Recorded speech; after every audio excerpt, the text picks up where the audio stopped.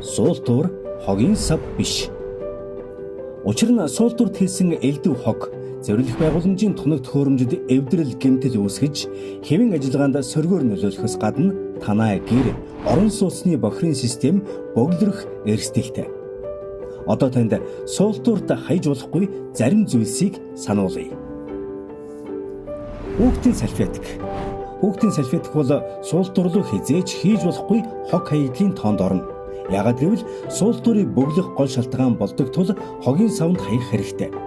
Угаажуулдаг салфетикч гэсэн ариун цэврийн цаас шиг задардаггүй бөгөөд энэ нь сан техникийн асуудал бөглөрөл үүсгэнэ.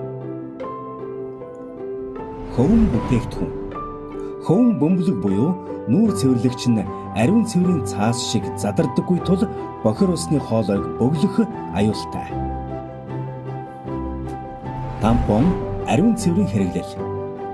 Тампон, даамсаг гэх мэт зүйлсийг хизээч суултуур руу хийж болохгүй. Яагад гэвэл эдгээр бүтээгдэхүүнүүд нь ус шингээх зориулалтгүй бөгөөд шингэн зүйлд улам хөөж хэмжээнд томордог тул сан техникийн ажилд хүндрэл учруулдаг. Бэлгэвч. Бэлгэвч нь мөн усанд задрах зориулалтгүй бохир усны хоолойг бөглөх аюултай. Та хогоо суултууртаа бүү хийгээрэй. Энэ бол амьдралын зөв дадал хэвшил. Суултуур хогийн сав биш.